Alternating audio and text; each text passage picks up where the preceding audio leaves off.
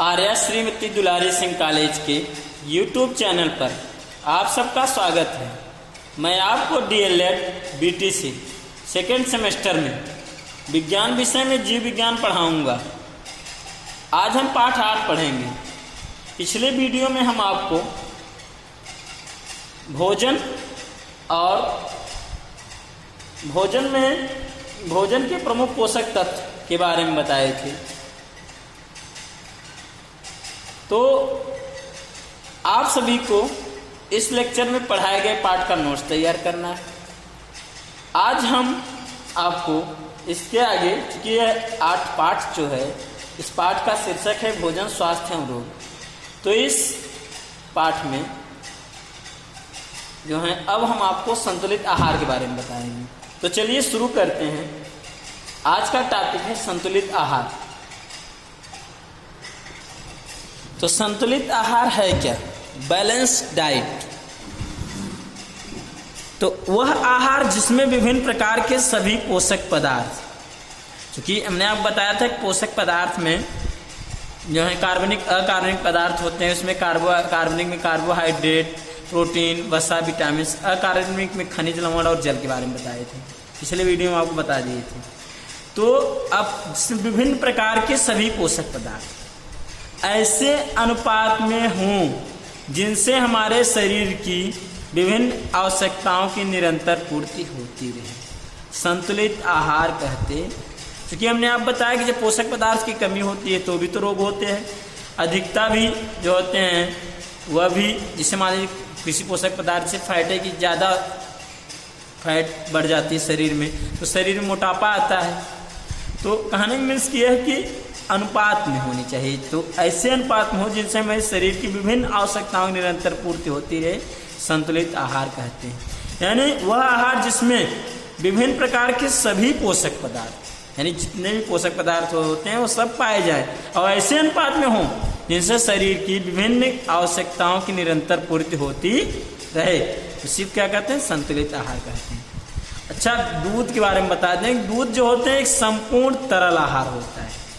तो दूध में चूंकि सभी पोषक पदार्थ उपस्थित रहते हैं, इसलिए दूध जो होते हैं वह संपूर्ण तरल आहार होता है, क्योंकि इसमें भोजन के सभी पोषक पदार्थ जैसे कार्बोहाइड्रेट, प्रोटीन्स, वसा, लवण, विटामिन और जल जो होते हैं पर्याप्त मात्रा में उपस्थित होते हैं। इसलिए दूध जो होते हैं संपूर्ण तरल आहार को माना गया है। अब माँ का दूध के बारे में बताएं कि माँ का दूध शिशु का सर्वोत्तम आहार के रूप में होता है। तो माँ का दूध जो होते हैं शिशु का सर्वोत्तम आहार है। क्यों है? क्योंकि माँ के दूध में सभी पोषक तत्व जैसे प्रोटीन, कार्बोहाइड्रेट, वसा, जल और विटामिन संतुलित मात्रा में उपस्थित होते हैं, जिससे चूंकि ये पहले से ही क्या होते हैं, संतुलित मात्रा में उपस्थित होते हैं माँ के दूध। तो इससे क्या होते हैं, शिशु का जो होते हैं सर्वोत्तम आहार होता है। लेकिन इसके अतिरिक्त क्या होती है, जैसे शिशु की आयु बढ़ती है तो पोषक पदार्थ की मात्रा ही प्राकृतिक रूप से परिवर्तित होती रहती है। जो पोषक पदार्थ जितना चाहिए उतना माँ के दूध में जो होते हैं वो परिवर्तित होती रहती है शिशु के लिए। तो शिशु की आयु वृद्धि के साथ साथ इन पोषक तत्वों की मात्रा में भी प्राकृतिक रूप से परिवर्तन होता रहता है। इसलिए माँ का दूध शिशु का सर्वोत्तम आहार होता है। आगे बात करते हैं कि देखिए, आपको बताया कि शिशु की आयु वृद्धि के साथ साथ पोषक तत्वों की मात्रा में भी प्राकृतिक रूप से परिवर्तन होता रहता है। तो इस प्रकार एक निश्चित आयु लगभग 4 से 5 माह तक माँ का दूध ही शिशु का संपूर्ण आहार होता है। क्योंकि माँ का दूध जो होते हैं शिशु के लिए संपूर्ण आहार होते हैं। तो शिशु के जन्म से पहले ही प्रकृति द्वारा उसका आहार माँ के शरीर में तैयार होता है। यानी बच्चे के जन्म से पहले ही जो होते हैं उसके आहार के लिए, क्योंकि आहार शिशु का क्या होता है, माँ का दूध, तो माँ के शरीर में जो होते हैं वो तैयार हो जाता है। और शिशु के जन्म के बाद से ही निकलने वाला जो दूध होता है विशेष रूप से पीला, चिपचिपा और गाढ़ा होता है। जो शिशु के जन्म के तुरंत बाद जो दूध निकलता है माँ के शरीर से, तो वो विशेष रूप से क्या ऐसा होता है, पीला होता है, चिपचिपा और गाढ़ा होता है, जिसे खीस या पेवस या कोलेस्ट्रॉल कहते हैं। यह सुपाच्य होता है। तो इसमें क्या होते हैं, एंटीबायोटिक पदार्थ होते हैं, प्रजैविक होते हैं, जो कि रोगों से सुरक्षा प्रदान करते हैं। तो इसलिए जो होते हैं माँ का दूध जो होते हैं शिशु के लिए सर्वोत्तम आहार के रूप में होता है। तो संतुलित आहार में आपको बताएं कि जो दूध होता है वह संपूर्ण तरल आहार होता है, लेकिन शिशु के लिए जो माँ का दूध होता है वह सर्वोत्तम आहार के रूप में होता है। अब परिरक्षण की बात करते हैं, प्रिजर्वेशन की बात करते हैं। परिरक्षण है क्या? तो वह क्रिया जिसके द्वारा भोज्य पदार्थ को लंबे समय तक ताजा और सुरक्षित रखा जाता है। परिरक्षण क्या होता है कि भोज्य पदार्थ को लंबे समय तक, ये है क्या कि भोजन को खराब होने से बचाने के लिए जो होते हैं परिरक्षण करना अति आवश्यक होती है। कि स्थिति यह होती है कि वायुमंडल में अनेक प्रकार के जीवाणु, कवक, बीजाणु ये सब पाए जाते हैं, और जैसे इनको अनुकूल तापमान मिलता है, मान लीजिए नमी मिला या कार्बनिक भोज्य पदार्थ मिला इनके लिए, तो तेजी के साथ उगने लगते हैं, उग करके उस भोज्य पदार्थ को क्या करते हैं, खराब कर देते हैं। तो भोज्य पदार्थ अगर खराब हो जाएगा तो उपयोग योग्य नहीं रहता। यानी भोज्य पदार्थ को लंबे समय तक ताजा और सुरक्षित रखा जाए, इसी को ही क्या कहते हैं, परिरक्षण कहते हैं। तो भोज्य पदार्थ को सुरक्षित रखना यानी कहने मीन्स भोज्य पदार्थ को सुरक्षित रखने में के लिए क्या उपाय कर सकते हैं। तो कच्चे भोज्य पदार्थों को निम्नलिखित प्रकार से सुरक्षित रखा जा सकता है। कीटों तथा कृंतक प्राणियों की पहुंच से दूर रखकर, जो कीट होते हैं और कुतरने वाले जो प्राणी होते हैं, जो जंतु होते हैं, जिससे मान लीजिए कि चूहे वगैरह, तो कीटों से और चूहों की से पहुंच से जो होते हैं उनको दूर रख करके, पहली बात। दूसरी बात, डिब्बों में बंद करके या ढक करके। तीसरा, कीटनाशक दवाओं एवं गोलियों के प्रयोग द्वारा भी। और चौथा जो है परिरक्षण विधि द्वारा, क्योंकि परिरक्षण क्या होती है, एक विधि होती है जिसके द्वारा भोज्य पदार्थ को लंबे समय तक, अब आपको हम आगे बताएंगे परिरक्षण में क्या करते हैं। कि परिरक्षण जैसे उसको फ्रीज वगैरह में रख करके लंबे समय तक, या तो तेल या नमक मिला करके, या तो परिरक्षण में जैसे आपको बताया जाएगा कि उबाल करके, तो जो होते हैं भोज्य पदार्थ को लंबे समय तक सुरक्षित रखते हैं, इसी क्या कहते हैं, परिरक्षण कहते हैं। और जो उपाय इस्तेमाल कर रहे हैं, उपयोग कर रहे हैं, वही परिरक्षण विधि कहलाती है। अब बात करेंगे पाश्चुरीकरण की। पाश्चराइजेशन, पाश्चुरीकरण है क्या? तो चूंकि पाश्चुरीकरण की खोज लुई पास्चर ने किया था, उन्हीं के नाम पर इसको पाश्चुरीकरण कहते हैं। तो लुई पास्चर नामक वैज्ञानिक ने भोजन के परिरक्षण के लिए अति उत्तम विधि खोजी। इस विधि को पाश्चुरीकरण कहते हैं, यानी उन्हीं के नाम के आधार पर इस विधि को क्या कहते हैं, पाश्चुरीकरण कहते हैं।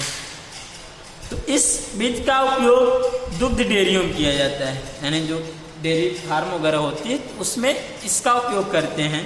तो इस विधि में क्या करते हैं, दूध को पहले आधा घंटा 63 डिग्री सेंटीग्रेड पर, यानी 63 डिग्री सेंटीग्रेड पर, फिर 15 मिनट 72 डिग्री सेंटीग्रेड, यानी 72 डिग्री सेंटीग्रेड पर गर्म करते हैं, और तुरंत 10 डिग्री सेंटीग्रेड तक ठंडा करके जीवाणु रहित पैकेट में, यानी जो होते हैं निसंक्रमित जो होते हैं पैकेट होती है,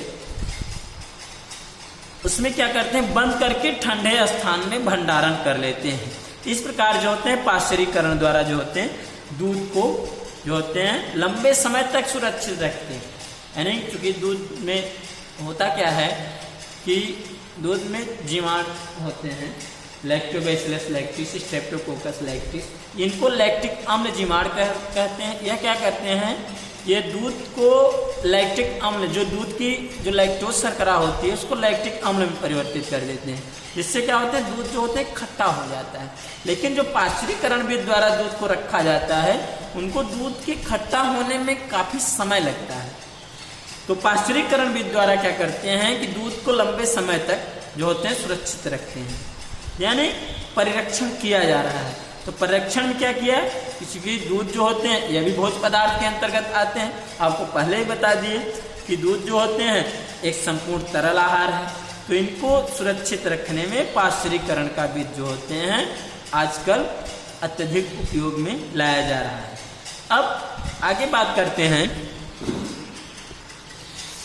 भोज्य पदार्थ को परिरक्षित करने के उपाय, यानी जो भोज्य पदार्थ होते हैं उनको परिरक्षित करने के क्या क्या उपाय अपनाए जा सकते हैं। तो भोज्य पदार्थ को परिरक्षित करने के अनेक तरीके या उपाय हैं जो कि निम्नलिखित हैं। तो पहला है अंतराल से उबालना। तो अंतराल से जो उबालना होता है यह जो होते हैं सब, चूंकि उबालना जो होते हैं यह परिरक्षण की सबसे सरल विधि होती है। तो इसमें होता क्या है, जो उबालने से जो कार्बोहाइड्रेट, प्रोटीन और वसा भोज्य पदार्थ होते हैं लगभग 24 घंटे तक सुरक्षित रहते हैं। तो हम लोगों के यहाँ क्या होते हैं, जो दूध होती है उस दूध को इस विधि से क्या होते हैं खराब होने से बचा कर रखते हैं। यानी कहने में इस अंतराल से उबाल करके क्या करते हैं, दूध को जो होते हैं खराब होने से बचाया जा सकता है, क्योंकि आपको क्लियर कर दिया गया है कि भोज्य पदार्थ में उपस्थित कार्बोहाइड्रेट, प्रोटीन्स और वसा यह सब लगभग 24 घंटे तक सुरक्षित रहते हैं। लेकिन काफ़ी समय तक जो है यह इनको नहीं बचाया जा सकता, लेकिन कुछ जो होते हैं समय तक वो अंतराल से उबाल करके इनको रखा जा सकता है। दूसरा है सुखाना। तो जिससे मान लीजिए होता क्या है कि कुछ मौसम में सब्जियां अधिक मात्रा में उगाती है, तो अब उनको क्या किया जाए कि बिना मौसम में भी अगर उनका उपयोग किया जाए तो इसके लिए सुखाना विधि इस्तेमाल करते हैं। तो इस विधि से सूर्य की उष्मा से क्या करते हैं, सब्जियां, फल आदि को सुखा करके संरक्षित कर लेते हैं। तो फिर इसके बाद जब संरक्षित किए रहेंगे फिर इसके बाद जल में डाल करके उनका उपयोग किया जाता है। तो इसके अतिरिक्त जो होते हैं सुखाने में आलू जो चिप्स बनाया जाता है उसको तैयार करते हैं, सुखा करके भी आलू को रखते हैं। तो सुखाना विधि में उसमें भी आलू चिप्स को बना करके परिरक्षित किया जाता है। तीसरा ठंडा करना, क्योंकि भोज्य पदार्थ को ठंडे, चूँकि होता क्या है जब 0 डिग्री सेंटीग्रेड के नीचे जला जाता है तो जीवाणु या कवक वगैरह जो भी होते हैं वो नहीं पनप पाते, जिससे भोज्य पदार्थ अधिक लंबे समय तक सुरक्षित रहते हैं। तो ठंडा करना में हिमीभूत करना वाला है, हिमीभूत करना। इसमें क्या होता है, जीवाणुओं से बचाने के लिए जो भोज्य पदार्थ होता है उनको 18 डिग्री सेंटीग्रेड या इससे भी नीचे के तापक्रम पर रख करके सुरक्षित रखा जाता। तो यानी इस 18 डिग्री सेंटीग्रेड टेम्परेचर पर या इसके नीचे अगर भोज्य पदार्थ को सुरक्षित करके रखा जा रहा है तो इसी को कहते हैं हिमीभूत। अब तो हिमीभूत में जिससे मान लीजिए आलू वगैरह को भी रखते हैं, फल वगैरह ये सब हिमीभूत। प्रशीतन यानी फ्रिज में ठंडा करना। तो फ्रिज में होता क्या है कि हम लोगों के यहाँ जो होते हैं जो फ्रीजर होता है उसमें फ्रीजर में क्या करते हैं कुछ दिनों के लिए जो होते हैं भोज्य पदार्थ सुरक्षित रख देते हैं। उसमें क्या होता है बर्फ़ जम जाती है, तो जिससे जो होते हैं भोज्य पदार्थ सुरक्षित रहते हैं। इसके अतिरिक्त फ्रिज में ही और भी फ्रीजर के अतिरिक्त और भी खाने होते हैं जिसमें भोज्य पदार्थ को जो होते हैं कुछ दिनों के लिए सुरक्षित किया जाता है। तीसरा हिमीकरण से सुखाना। तो हिमीकरण से सुखाना यानी कहने में इसमें और ठंडा करके सुखाया जाता है। तो इसमें से कस्टर्ड पाउडर, सूप और कॉफ़ी को संरक्षित करते हैं, हिमीकरण भी से सुखा करके संरक्षित करते। अब चौथा है तेल, नमक एवं सिरका के प्रयोग द्वारा। होता क्या है कि तेल, नमक और सिरका के प्रयोग से जो होते हैं अचार को संरक्षित करते हैं, क्योंकि तेल और नमक में जो होते हैं से अचार होते हैं। तो अचार पहले सुखा लेते हैं, सुखा करके उनको तेल या नमक में जो संरक्षित कर देते हैं तो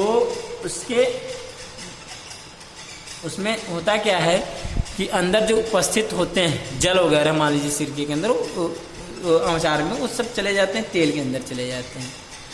यानी कहने में कम सांद्रता से अधिक सांद्रता की ओर चले, यानी परासरण क्रिया होती है, जिससे जो होते हैं जो है अचार वगैरह जो होते हैं खराब नहीं होने पाते। पांचवा रसायनों द्वारा। तो रसायनों द्वारा भी जैसे कौन कौन से रसायन का उपयोग हो रहा है है, तो इनके द्वारा जो होते हैं जैम, जेली, जूस आदि को सुरक्षित किया जाता है। तो साइट्रिक अम्ल जो है, एस्टिक अम्ल, इन सब का उपयोग करके जैम, जेली, जूस आदि को संरक्षित किया जाता है। लास्ट डिब्बा बंद या कैनिंग, तो अनेक भोज्य पदार्थ होते हैं जैसे मटर, अनानास, इनको जो होते हैं डिब्बों में बंद करके संरक्षित किया जाता है, जिसे डिब्बा बंद या कैनिंग कहते हैं।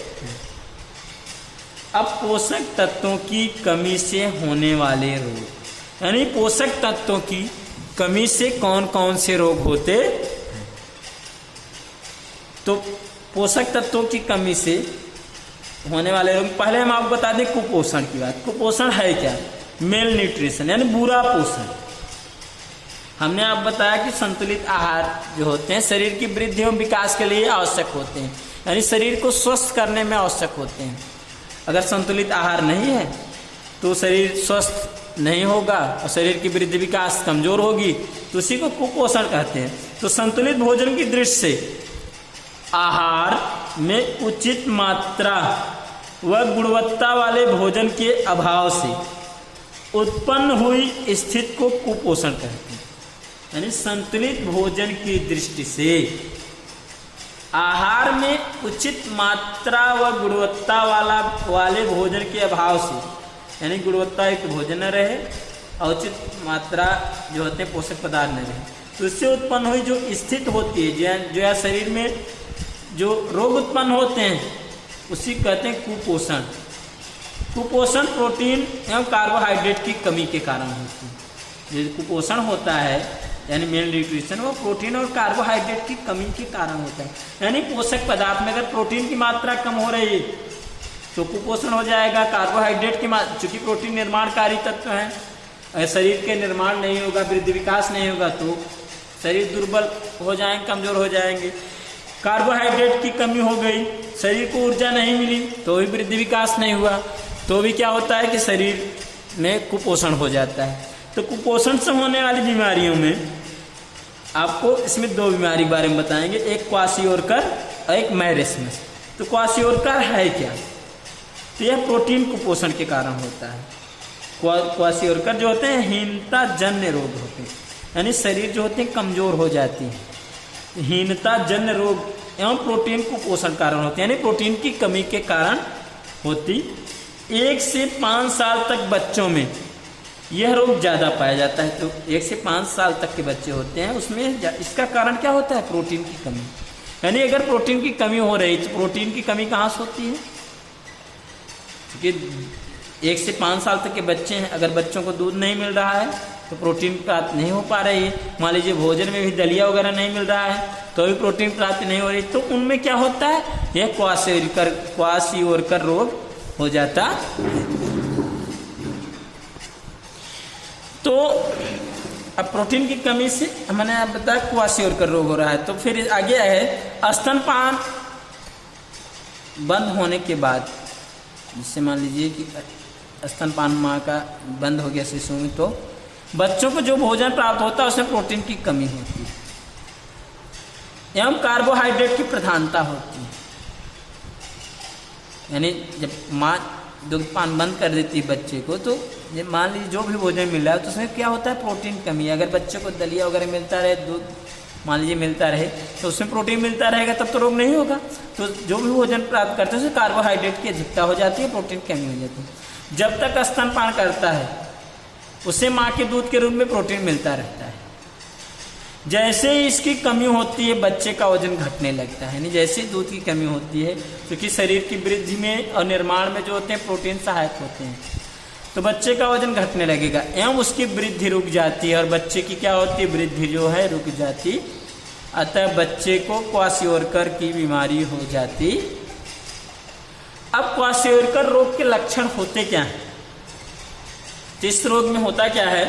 त्वचा का फटना एवं सल की होना, यानी सल के रूप में, यानी स्केल्स के रूप में त्वचा हो जाते हैं, त्वचा जो होते हैं फटने लगते हैं। पैरों का फूल जाना, पैर जो होते हैं फूल जाते हैं। तीसरी बात, बालों का सूखना, यानी बाल सूखे हुए दिखाई देते हैं और चमक विहीन हो जाते हैं।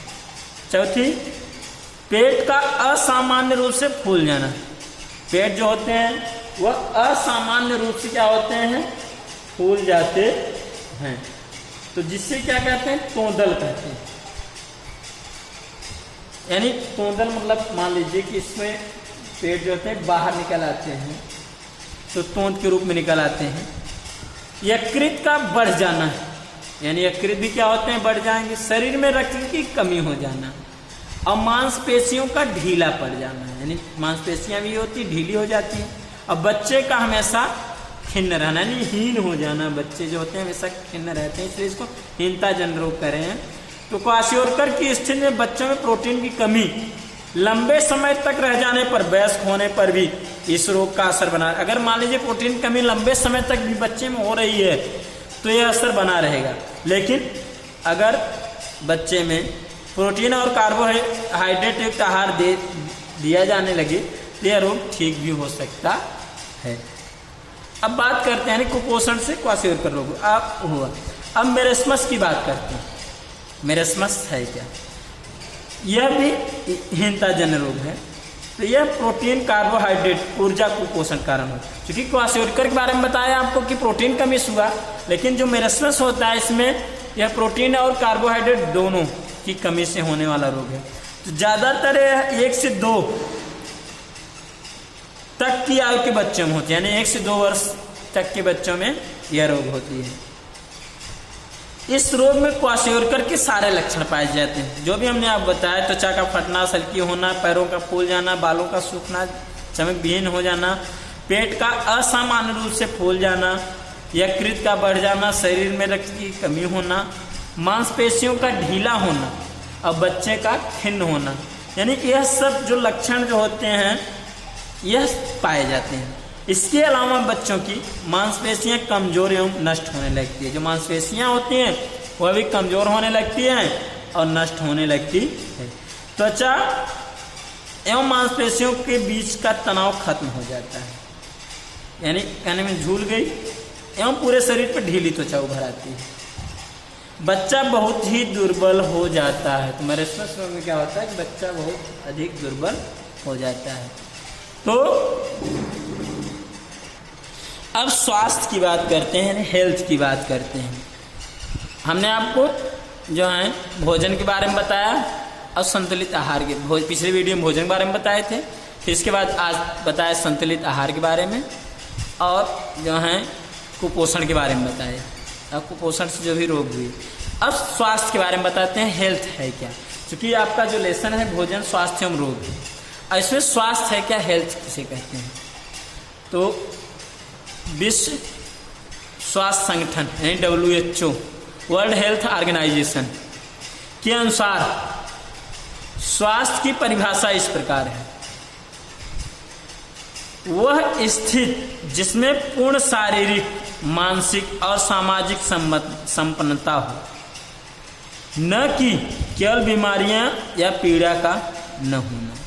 बात आप समझिए, इसमें विश्व स्वास्थ्य संगठन ने बताया कि जिसमें पूर्ण शारीरिक, मानसिक और सामाजिक संपन्नता हो, न कि केवल बीमारियां या पीड़ा का न होना।